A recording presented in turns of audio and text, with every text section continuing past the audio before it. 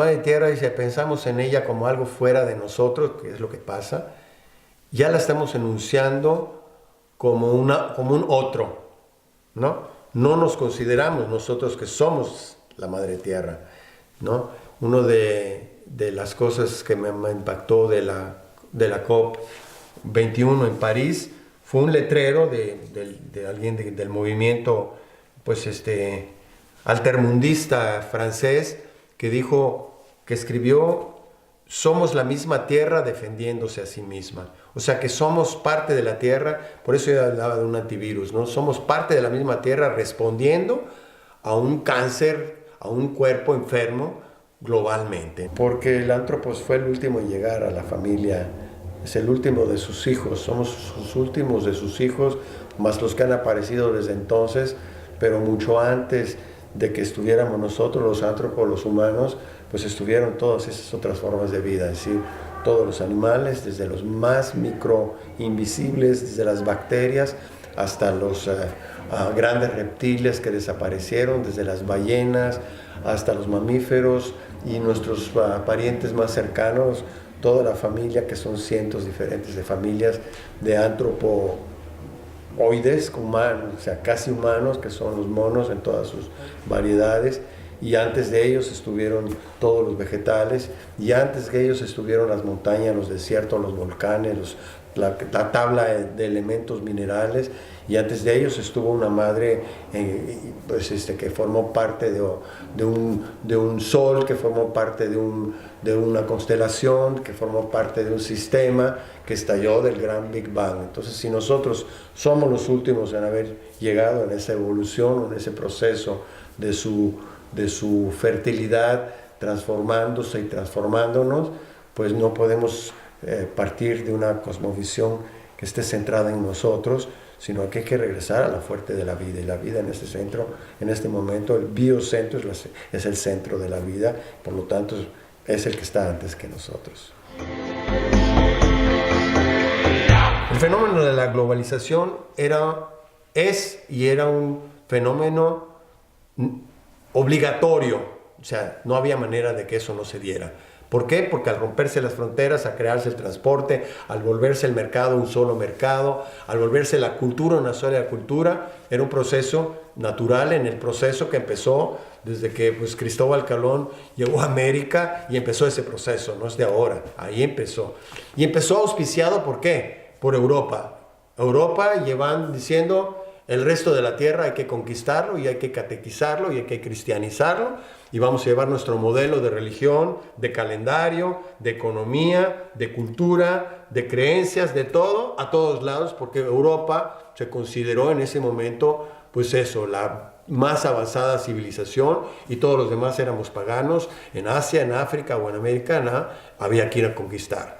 Bueno, ese proceso empezó desde entonces, ¿no? Y se fue extendiendo, y lo que vivimos ahorita es el resultado de eso que empezó hace 500 años, ¿no? Hace 500 años se sembró con la expansión de mercados, expansión religiosa, expansión de una cultura eurocéntrica, se expandió por todo el planeta. Incluso cosas menos visibles, como el calendario. El calendario surge del Vaticano.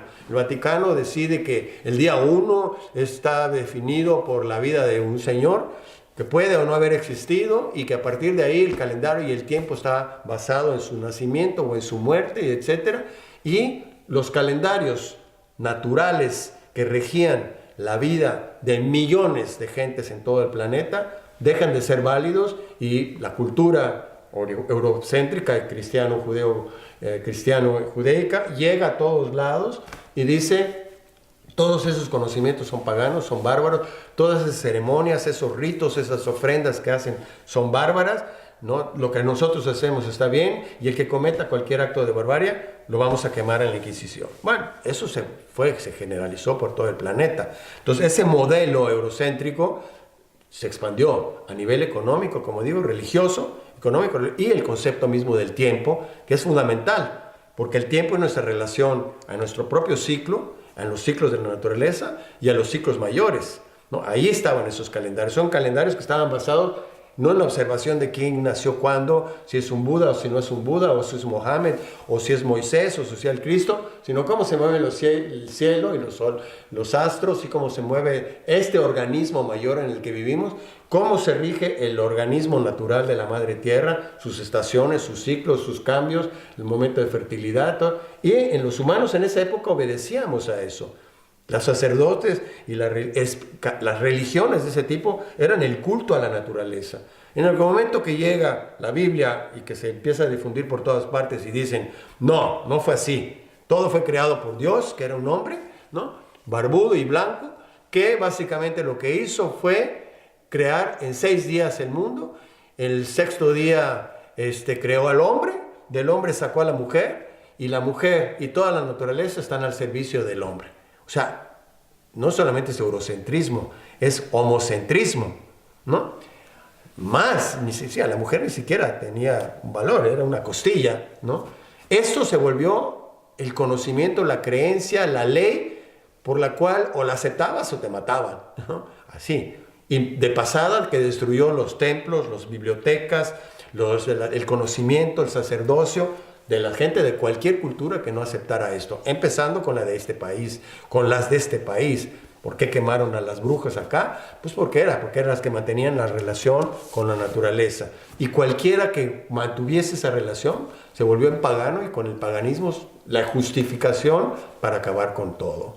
Entonces, esa vinculación con la naturaleza y esa apropiación de la naturaleza se creó como una creencia, ¿no?, que es la que nos rige hasta estos momentos.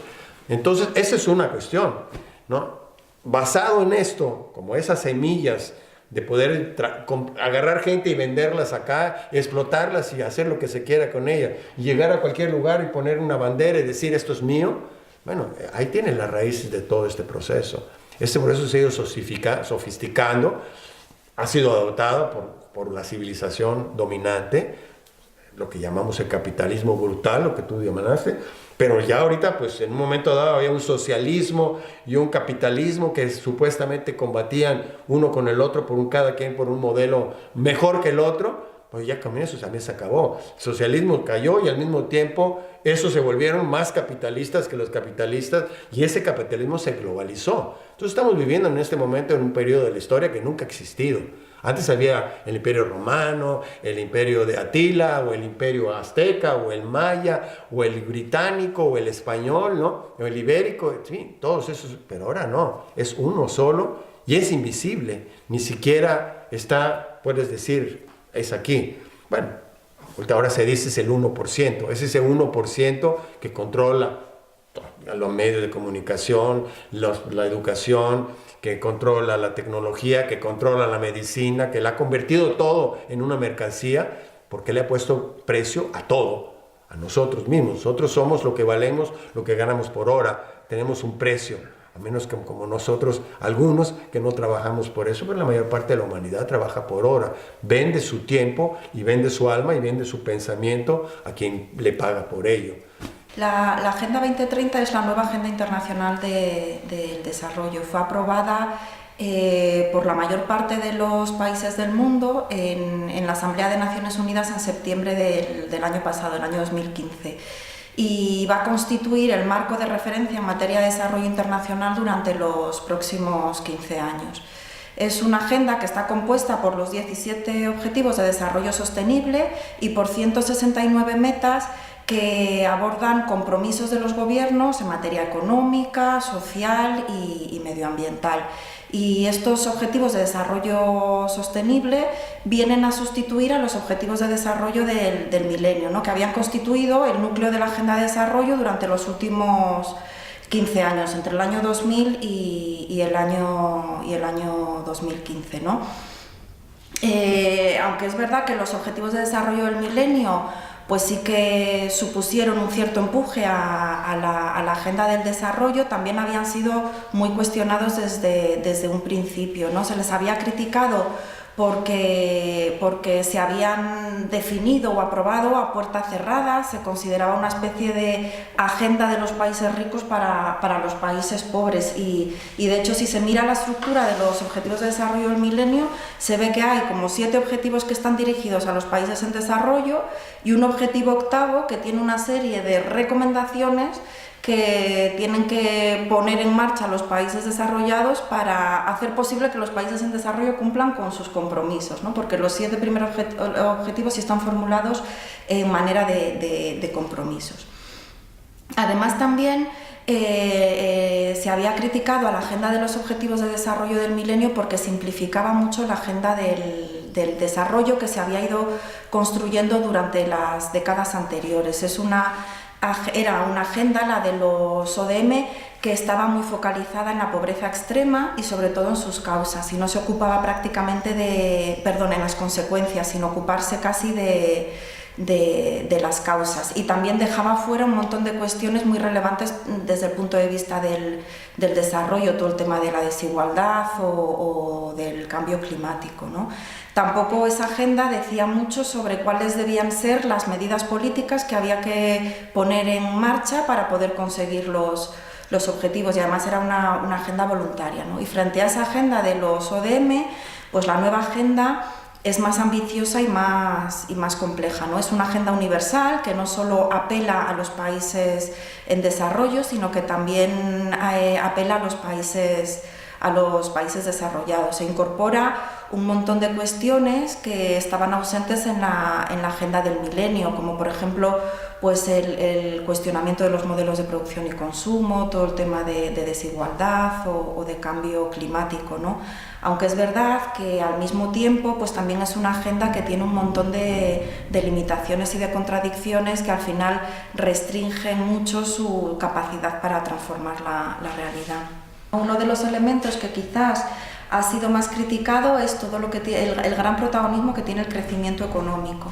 El crecimiento económico cuenta con un objetivo propio, pero no solo eso, sino que además aparece muy presente a lo largo de toda la declaración, ¿no? Por ejemplo, a la hora se refleja muy bien el tratamiento que se hace de determinados sectores productivos cuando se habla de industria o de turismo, y también en el tratamiento que se hace del comercio internacional y de la inversión extranjera directa.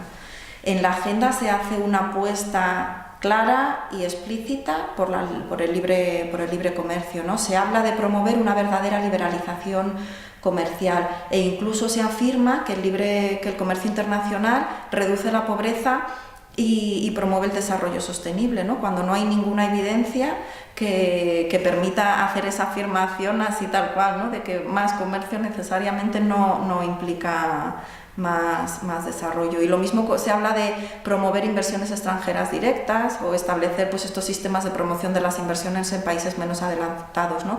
Como si cualquier tipo de inversión generase automáticamente más desarrollo, cuando sabemos que eso no es así.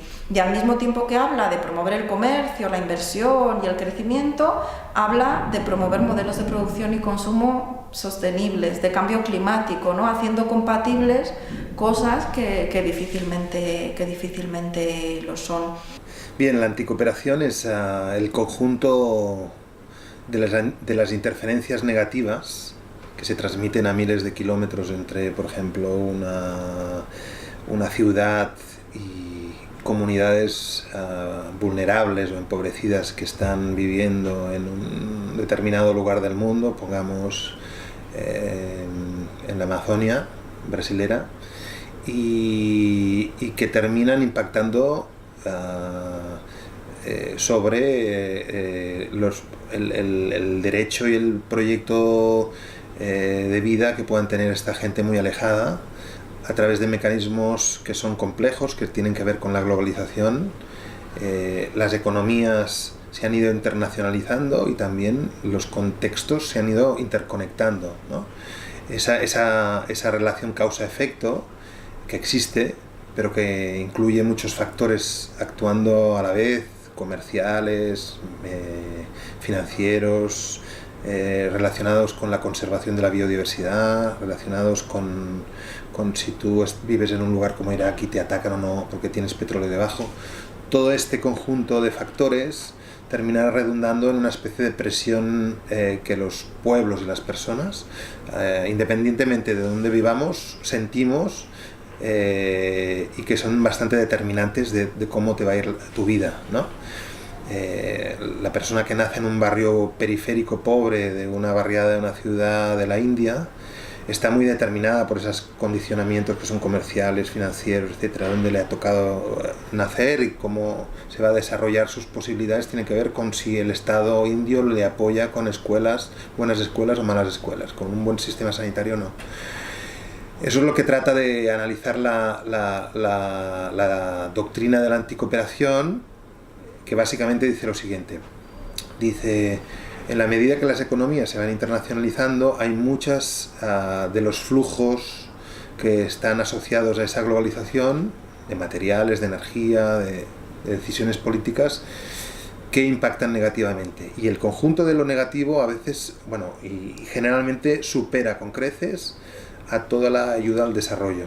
Entonces, desde el punto de vista del conjunto de las acciones, de las actuaciones de un gobierno o de una ciudad o de un país o de una comunidad como Andalucía, tiene sentido solamente fijarse en la ayuda, en la transmisión de recursos económicos, de dineros y de conocimientos técnicos al sur, o es necesario analizar el conjunto de interferencias que produce esta misma Andalucía, por ejemplo, porque a través de la importación de petróleo, de gas, ligado a su modelo energético, de soja, de alimentación, ligado a su modelo agroalimentario y agrícola, modelo cultural, cuestiones que tienen que ver con las fronteras migratorias, cuestiones que tienen que ver con tantas cosas. No es necesario hacer un análisis multidimensional para ver qué factores generan anticooperación, producen interferencias negativas y tratarlos de reducir.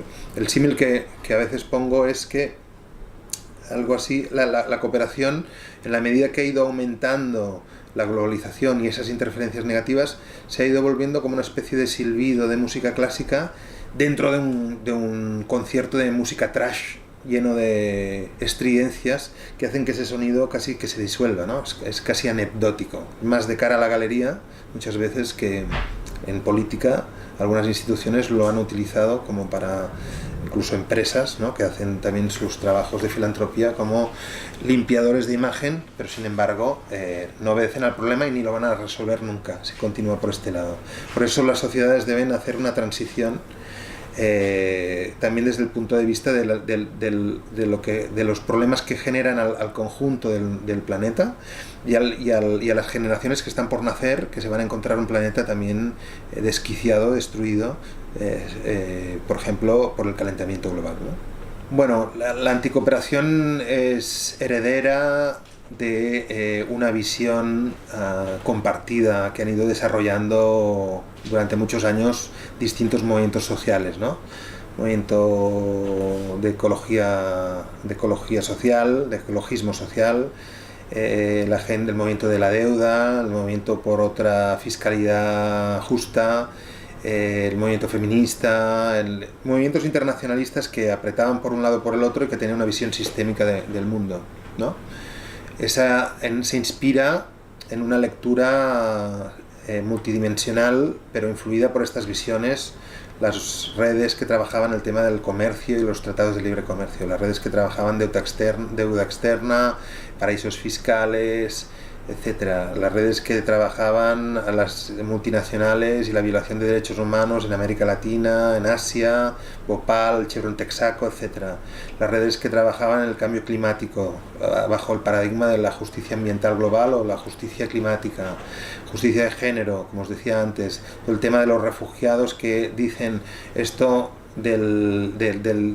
esta crisis migratoria se produce por estar destruyendo los medios de vida que tienen en África o a través de la generación de guerras, invadiendo Irak, cortándole la cabeza al presidente de Libia, estando bombardeando en Siria y dando las condiciones para que el Daesh se crezca. Toda esta visión, ¿no?, más compleja, más distinta, es la que provoca la necesidad de discutir el modelo de cooperación como modelo en el que un país como el Estado español decide hacer el bien hacia afuera, combatirla con un análisis que diga no, el Estado español no está generando el bien, o Cataluña no está generando el bien.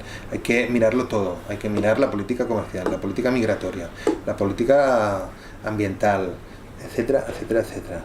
Y finalmente termina tomando decisiones en el sentido de que prioriza, por ejemplo, el cambio del modelo energético.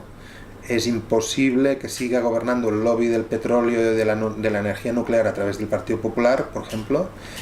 Hay que sacarlos de ahí. Barcelona, por ejemplo, actualmente es un latifundio de Endesa, de una sola empresa. Estamos secuestrados, apenas podemos salirnos de ahí dentro. Eso no puede ser. Eso nos obliga a estar enchufados al petróleo y a la energía nuclear, y no queremos, porque genera esas guerras, porque genera esos problemas en Oriente Medio, porque está detrás de muchos regímenes dictatoriales que están sometiendo a los pueblos árabes, y eso desde el punto de vista internacional también tiene esa consideración, ¿no? Lo que antes eran procesos que se daban regionalmente o nacionalmente, o incluso las guerras mundiales, ¿no?, que son los dos grandes eventos que pues, han marcado más fuertemente nuestra mala interacción unos con otros, ¿no?, fueron de cualquier mente locales, no afectaron a todo el planeta. En cambio, en este momento, cualquier cosa que hacemos afecta a todo el planeta, incluso porque pues, con las tecnologías que del 45 para acá se han desarrollado, no hay manera de esconder nada. No hay manera de tapar nada, porque están las redes sociales que dan a conocer lo que no se muestra mediáticamente por los medios masivos de comunicación.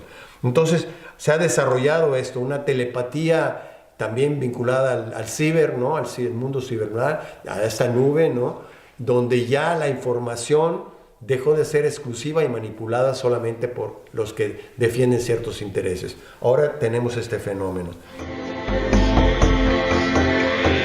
Ese modelo, pues está ahí, pero como en todo proceso, ¿no?, hay otra parte que también está emergiendo, y es la que reacciona y dice, hey, no va por aquí, no, porque si vamos por aquí vamos directito a la extinción. O sea, este proceso solamente nos puede llevar a la extinción, no a otro lugar. El momento que, como ahora, cada vez para beber tengas que comprar botellas de agua, y ese precio lo ponga una compañía que es la Coca-Cola, que la determina en todo el mundo, te controlan todo. Controlan la semilla, lo mismo, la semilla la vendemos nosotros. Ya, la comida, el agua, controlada. Síguete con todo lo demás, y ya es eso, logramos el control de la vida.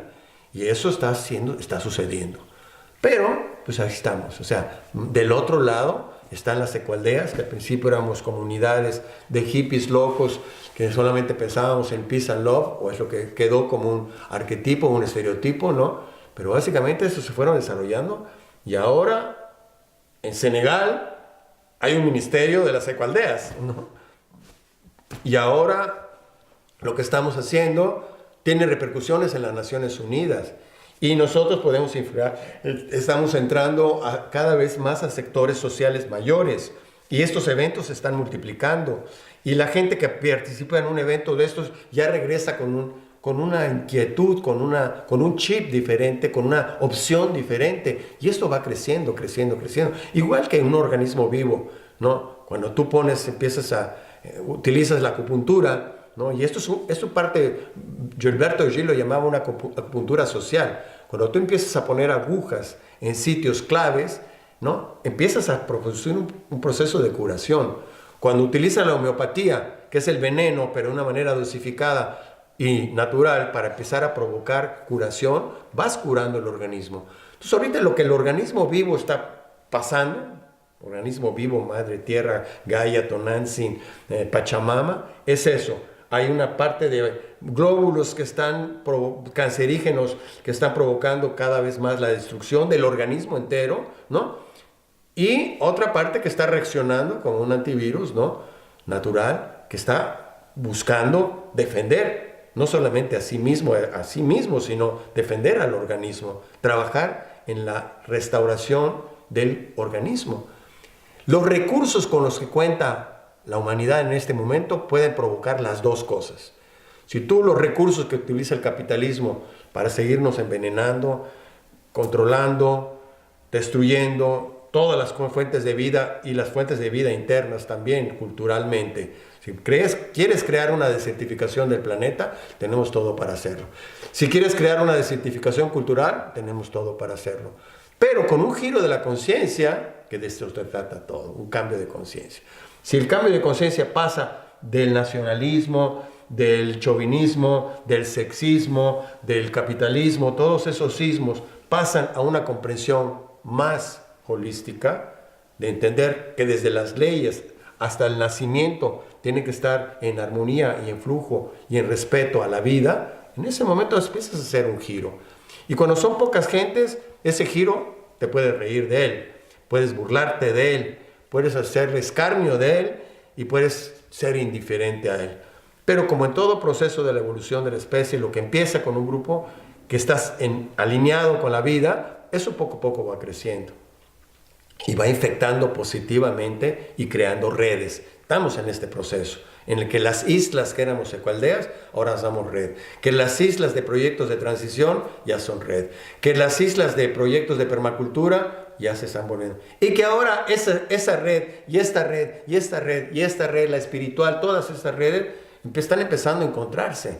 Porque uno puede defender a la ecoaldea, la economía, a las ballenas, a las focas, a los animalitos que se vuelven abrigos y todo, pero todo eso tiene algo que digamos es como el paraguas sobre todas esas luchas, ¿no? Por seguir, es la madre tierra. Así, aquí abajo y aquí arriba es ella. O sea, somos naturaleza. No es que sea la naturaleza y nosotros. Entonces, lo que hacemos por la naturaleza lo hacemos por nosotros mismos. Si lo hacemos contra la naturaleza, lo hacemos contra nosotros mismos.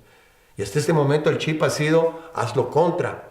La permacultura fue de los primeros diseños que era, observa la naturaleza y actúa y diseña tu hábitat para que tu vida y la vida de la naturaleza persistan. Si no, por eso viene permacultura, ¿no? Porque la idea es eso, cómo creamos islas y primero después archipiélagos y después territorios y después una conciencia que diga de un día para otro despertemos y digamos, oye, nos equivocamos de camino, me salí del camino cuando en no sé en qué momento, pero ya no importa por qué razones. Esto contribuyó a que tengamos por primera vez una conciencia colectiva. Somos las primeras generaciones de ciudadanos planetarios. No existía ese concepto. Todavía hay quien sigue peleando por su independencia y por ser mejor y los islamismos y toda esa cosa. Eso ya es cultura del pasado. La cultura que está emergiendo es una cultura de ciudadanía planetaria. Y esa conciencia planetaria hace que las fronteras, no que si me salgo de Inglaterra, de la euro, no, ya es otra cosa. Tiene que ser una concepción de que la tierra es nuestra madre y estamos aquí para cuidarla. Y si eso nos entra, ya cambian muchas cosas. Porque lo que hagamos, si eres payaso y si eres tú haces video y el otro hace tecnologías y el otro hace ceremonias y el otro cura, cualquier cosa ya lo haces con ese propósito. No para saber cuánto me voy a ganar por hacerlo. Porque en ese momento entras a la lógica del mercado y lo que hagas es para venderte o para comprar, para vender tu alma. Las ONGs deberían hacer también sus reflexiones estratégicas y ver si siguen siendo un operador de emancipación. Muchas de ellas yo creo que sí. Pero tienen también que dar una nueva lectura al mundo, que se ha ido cambiando en los últimos 10 años. Por ejemplo, ha cruzado el cambio que ha hecho el mundo, por ejemplo, con una China que ha dejado de ser un país pobre a ser dos países solapados, con una China muy rica, con mucho más poder, compra clubs de fútbol aquí en Barcelona y que invierte en el puerto, pero al mismo tiempo una China pobrísima sometida a esta otra China, genera una visión del sur distinta, ¿no?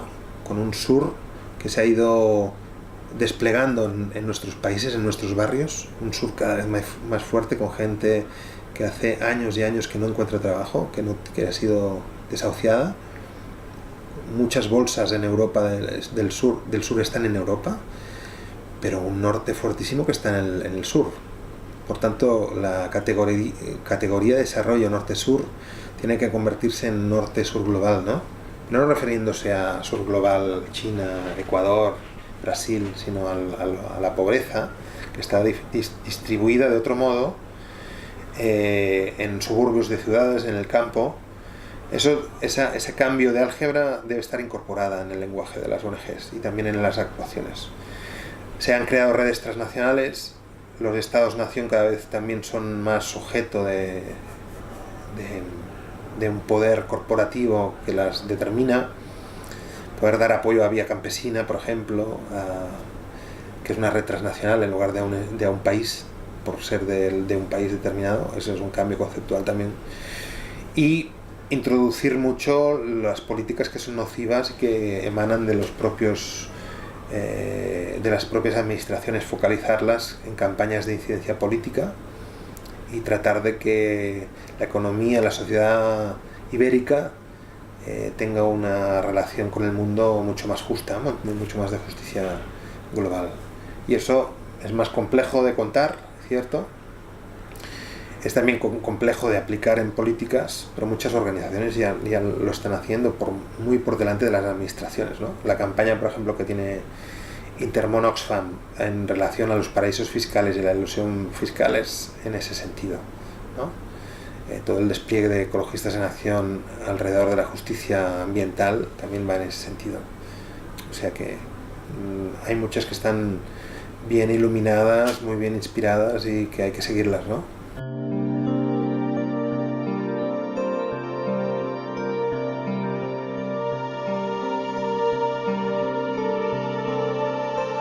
A principios de los años 90, en un momento en el que las políticas neoliberales están en su máximo apogeo, principalmente centrados también en lo que fue la Revolución Verde, pues en aquellos años es cuando más auge acoge toda esa globalización capitalista, y entonces como respuesta en el que muchas organizaciones campesinas pues nos vemos en la obligación de unirnos a otra, porque estamos viendo que el enemigo es el mismo, que los ataques vienen del mismo sitio y que si nuestro enemigo es común tenemos que hacer también un frente de defensa y también de organización común.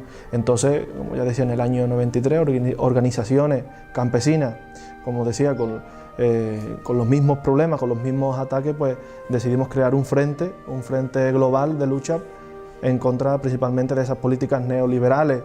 Bueno, la Vía Campesina es una organización a nivel internacional que reúne más de 160 organizaciones repartidas en más de 70 países, y bueno, está presente en tanto el continente americano, asiático, africano y europeo. También hay pendientes algunas organizaciones de Oceanía, principalmente de Australia, interesadas también en participar. Y bueno, es una organización internacional que reúne a más de 200 millones de campesinos y campesinas en todo el mundo y como he dicho, pues actúa a nivel global. Ahora mismo el principal enemigo y el principal ataque que tenemos las organizaciones campesinas, digámoslo, de Europa, es la política agraria común. Una política agraria, bueno, nosotros no lo llamamos ni que son las tres negaciones, que ni es política, ni es agraria, ni es común, porque desde luego no beneficia ni a los trabajadores y trabajadoras del campo, ni a los pequeños ni medianos campesinos. Es una política totalmente enfocada y pensada al agronegocio, a los grandes latifundios y a las grandes corporaciones que actualmente están en un nuevo desarrollo de acaparamiento de tierra, tanto empezando por Europa del Este, pero ya también las tenemos aquí en esta parte de Europa. Y hoy un ataque bastante claro que nos encontramos desde la política agraria común. Y que al final vemos como el enemigo son las grandes corporaciones que empiezan a controlar con el tema de las semillas, el acaparamiento de tierra, y también esas políticas enfocadas hacia un mercado del agronegocio, el agronegocio y los agrotóxicos. Creo que el ataque, por tanto, de Monsanto y de todas estas corporaciones que se dedican al tema de lo que es los transgénicos, estamos en un momento complicado y que lo estamos viendo como amenaza incluida, ¿no?, los tratados de libre comercio, como pueden ser TTIP y el CETA, que esto yo creo que ya va a ser el colofón final a todo este agronegocio que están montando a nivel global y que por ahí es por donde tienen principalmente y donde van principalmente a atacar. Ha habido diferentes vías de lucha, siempre está la lucha social y la lucha política. Desde la vía campesina está viendo su lucha política, tanto en lo que es en el Parlamento Europeo, haciendo lobby, haciendo presión, pero también está la lucha social, la lucha social.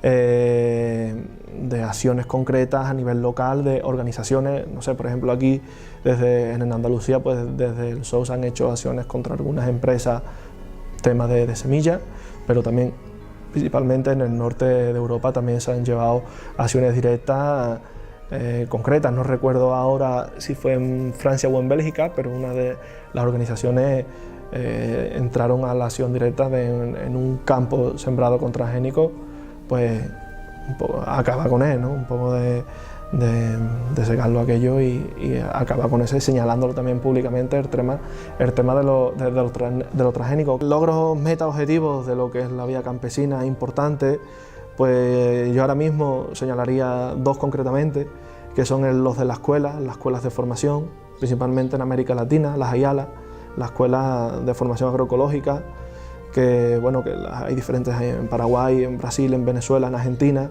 que son escuelas de formación donde principalmente se trata de recuperar y se trata de impulsar esa forma o ese concepto de la vida que tenemos las organizaciones de pequeños y medianos campesinos, principalmente con el segundo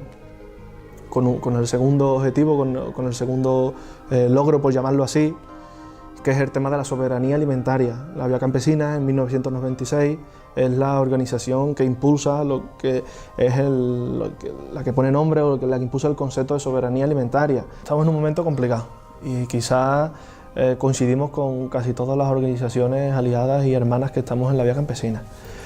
Estamos en un momento complicado porque venimos de unos años muy duros, de ataques muy duros por parte ya sea de gobierno o de grandes corporaciones, ataques que han ido más allá de lo que pueda ser un ataque político, sino que han sido ataques directamente a asesinatos y a represión de muchos líderes y lideresas campesinas. La última con más relieve fue nuestra compañera y hermana Berta Cáceres, ¿no?, donde ha sido totalmente un crimen, totalmente impune, ¿no?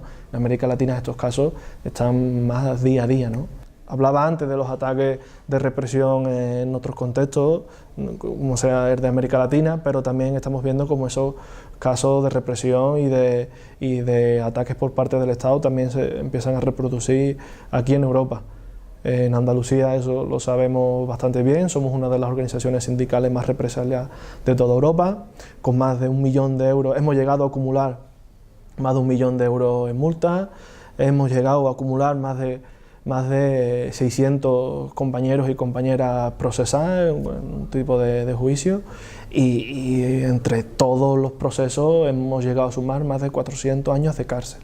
Y también más a nivel local, a nivel de un poco de contexto europeo, nos encontramos también en un momento en el que quizás de receso en cuanto a lo que es movilización, de receso en cuanto a lo que es conciencia y también un poco del triunfo de esa ideología neoliberal que también pues se asume por parte de lo que nosotros llamamos pueblo, pero que ahí está. Entonces vemos un retroceso en cualquier movimiento de tipo social y por supuesto entonces el sindical no se queda atrás ni mucho menos. Nosotros participamos en Vía Campesina como Sindicato Obreros del Campo, como organización sindical que este año cumple 40 años, el primer sindicato que se funda en Andalucía en el año 76, bueno, se funda, está registrado, y como sindicato de obreros del campo, de personas trabajadores, ¿no?, trabajadores y trabajadoras, pues participa de la Vía Campesina desde el año de su fundación. El Sindicato de Obreros del Campo es organización fundadora de la Vía Campesina y nosotros representamos a ese movimiento de la gente del medio rural, de los jornaleros, de las jornaleras de Andalucía, y nosotros representamos a la Vía Campesina además exclusivamente como territorio andaluz. Contamos con el problema de lo que es el latifundio, de la acaparación de tierra, y eso viene fomentado también por las políticas neoliberales, tanto de la Junta como del Estado, como de la Unión Europea con la política agraria común. Nuestra lucha que viene desde el año 76, el año de nuestra fundación, ha sido una lucha pacífica, ha sido una lucha de respuesta, ha sido una lucha de acción directa, pero ha sido una lucha pacífica. Ha sido una lucha en la que se han ocupado tierras, en la que se han hecho algunas otras acciones simbólicas de protesta, de cortes de algunas autovías, de algunos medios de comunicación, pero como decía, principalmente ha sido una lucha pacífica enfocada a la recuperación de tierra, a la ocupación de tierra. Actualmente la lucha que tenemos de ocupación de tierra es la finca de Somonte, una finca propiedad de la Junta de Andalucía, una finca pública de ese antiguo IARA y de ese supuesto banco de tierra que con este nuevo anteproyecto de ley de la Junta de Andalucía del tema de lo que es la agricultura tumba lo que es el supuesto banco de tierra y ya va a sacar a subasta definitivamente las tierras públicas, y nosotros actualmente de esas tierras públicas tenemos ocupadas unas 400 hectáreas. Unas 400 hectáreas que están en la Vega del Guadalquivir, en la actual provincia de Córdoba, en Palma del Río, y que desde 2012, desde hace ya 4 años, desde el 4 de marzo de 2012, pues se lleva ocupando, con algunas interrupciones, pero se lleva ocupando desde el Sindicato Andaluz de Trabajadores y Trabajadoras, y están en esas 400 hectáreas que estaban bardías, que estaban sin uso, que estaban abandonadas, pues ahora mismo están en producción, podemos decir, casi al 100%. Cada contexto tiene su realidad diferente, entonces es complicado que los modelos o las vías o los tipos de lucha se puedan repetir en un contexto totalmente tan diferente a otro, y eso nosotros somos conscientes dentro de lo que es la misma organización a nivel internacional. Pero es importante lo que es la coordinación, es importante lo que es la organización y, como decía, a nivel mundial, porque los enemigos son los mismos, ellos actúan a nivel global, entonces nosotros tenemos que actuar también a nivel global. Creo que la respuesta ante eso no queda otra que esa respuesta a nivel internacional, esa respuesta a nivel global, y que si no es así no podría ser de otra manera, porque las corporaciones lo mismo actúan aquí en Europa que actúan en América Latina, y allá donde le golpeemos le estamos golpeando en un sitio u otro, y eso nos va a servir a nosotros, nos va a venir bien a nosotros y nosotras. Nosotros en la Vía Campesina tenemos un lema que es globalicemos la lucha, globalicemos la esperanza, que viene a resumir un poco eso, ¿no? Ese ataque, ese frente global frente también a la globalización de los ataques que recibimos por parte de las corporaciones y de los gobiernos. Gaia, Pachamama, Madre Tierra, Tonantzin-Cualli, son todos los diferentes nombres que las diferentes culturas le han dado a nuestra Madre Común. Como desarrollamos después de Babilonia muchos lenguajes, ¿no? Después de la Torre de Babel y después de todas sus historias que cada cultura tuvo, ¿no? Pero básicamente de origen, todos nos referimos al lugar donde nacemos como parte de nuestra Madre Común, ¿no? Entonces, eso es nuestra Madre Común, y está compuesta de los ríos, de las montañas, está compuesta del aire que respira, del agua que circula por sus venas, está compuesta de sus minerales, sus montañas, sus volcanes, que son su cuerpo, y tiene en el corazón de este ente vivo, de este ser vivo, tiene un gran corazón de cristal donde se mantiene el fuego, que es el espíritu de la Madre Tierra y que hace que esté viva, a diferencia de otros de sus primos o hermanos en este organismo solar celeste que mantiene su vida todo el tiempo.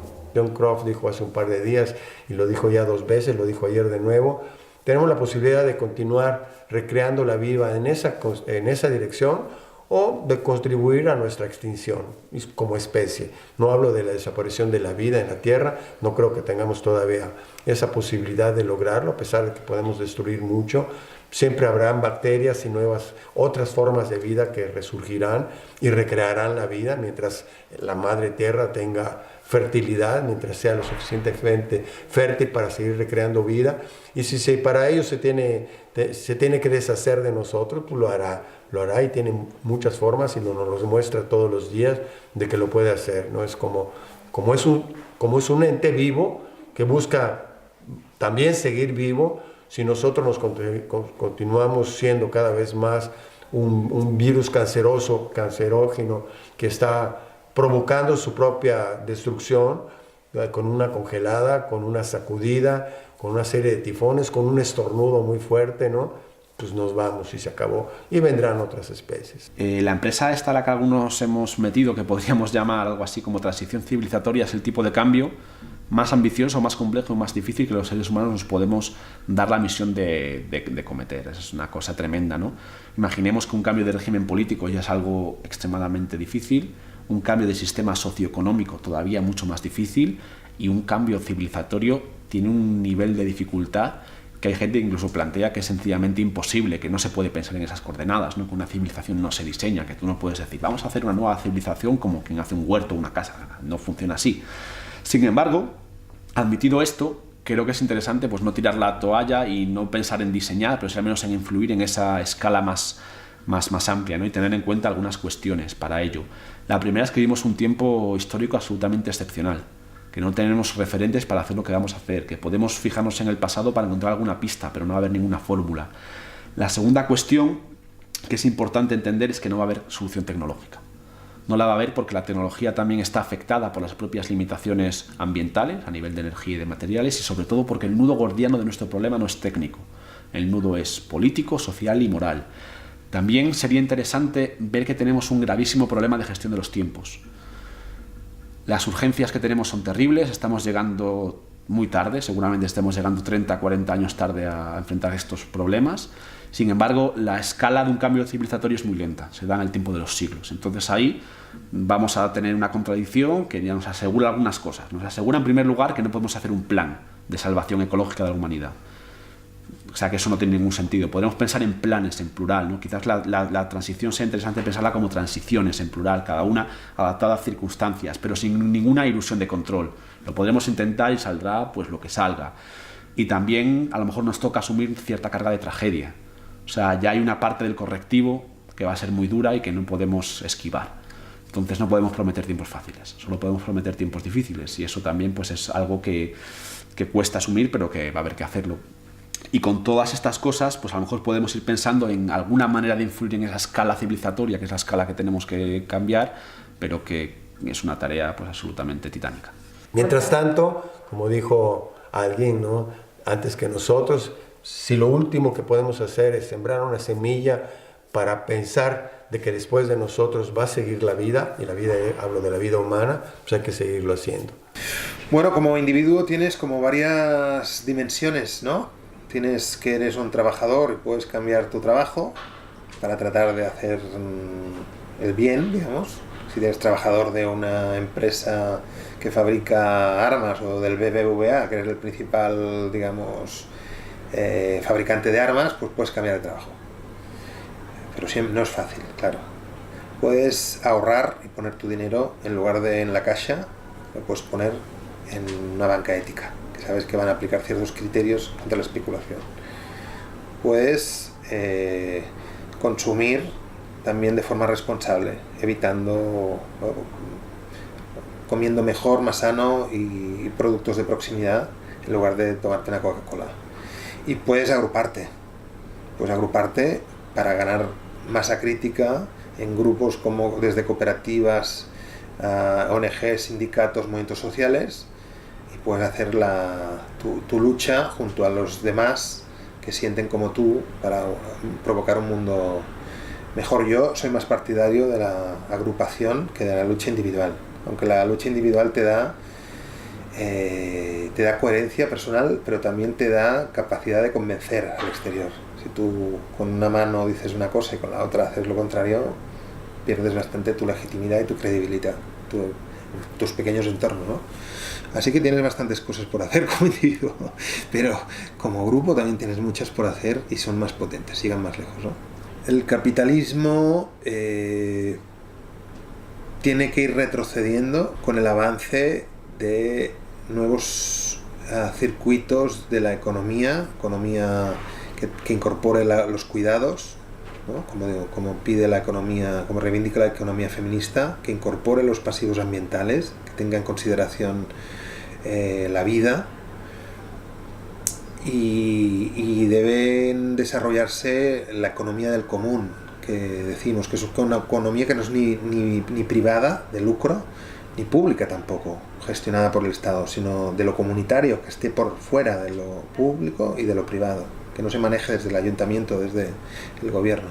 Entonces, esa economía de lo común, que son regímenes que tienen una serie de elementos distintivos, entre ellos que son comunidades que se gestionan pues la crianza, el consumo, que producen su comida en huertos, que son cooperativas de trabajo, de salud, ¿no? Ese cooperativismo, pero que tiene como de fondo la generación de espacios comunes y de gestión de bienes comunes, tiene que irse desarrollando, barriendo ese capitalismo que en otros lugares va avanzando, ¿no?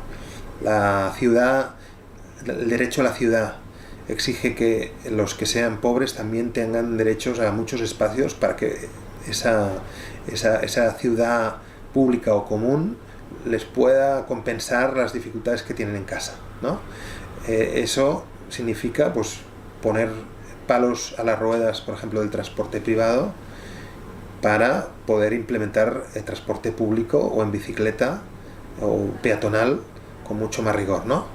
Esa visión del derecho de la ciudad es la contención o la expulsión de ese capitalismo privatizador, ¿no? que privatiza las plazas, las playas, los lugares de divertirse, los hospitales, los mercados municipales también. La gente se toca, dice, ¿cómo es que se nos olvidó algo tan fundamental?